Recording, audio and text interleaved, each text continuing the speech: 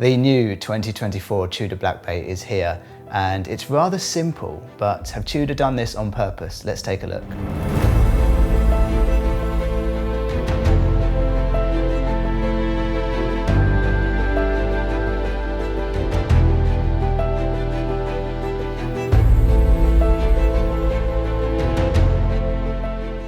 Welcome to my channel, guys. If you're new here, my name is Ricardo Hawks, and on this channel we talk about watches. The Watches and Wonders 2024 event has come to an end, and quite frankly, we got some watches we didn't expect. Bold, I think, is the appropriate word for some of these watches. This new Black Bay is the full-size Black Bay, the daddy version. It comes in a 41mm case. It has a 50mm lug-to-lug with 21mm lugs for the width. The glass is a domed sapphire crystal, and the bezel has an aluminium insert. What's really fascinating here is the thickness of this new version is 13.6mm. Now, if we look at the old version of the Black Bay 41, we have a thickness of 14.7mm. So Tudor have managed to shave off 1.1mm of thickness, which may not sound like a lot, but it really is. This owes in part to the higher boxed crystal, which allows the inner workings of the watch to be moved slightly upwards, so everything sits a little bit higher inside the case. Inside this watch is the manufacturer caliber MT5602-U, which is a self-winding mechanical movement with a bidirectional rotor system. The U means the movement is anti-magnetic to a certain degree. This is helped by the silicon hairspring inside. The MT5602-U is able to function within a tolerance of 5 seconds, tested on a fully assembled watch, which of course brings me to its new METAS certification. Now, if a watch is COSC certified, it means it's very accurate for a mechanical timepiece.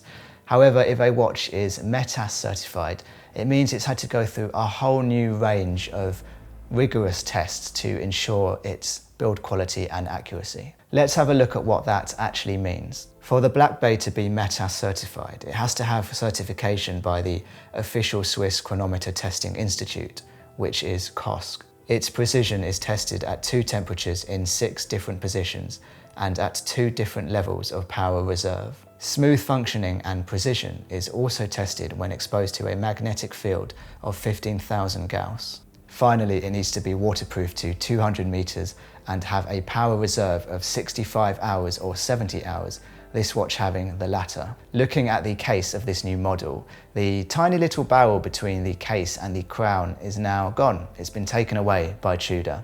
And I think that this is a very good move, and one that I think we've all just kind of been expecting. The knurling on the bezel and crown is also slightly different.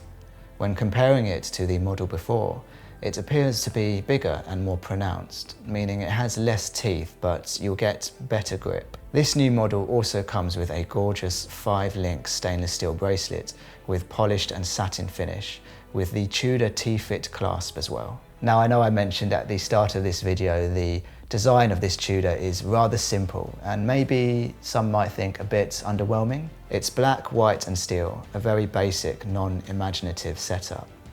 But guess what also has this setup? Some of the most successful watches ever made.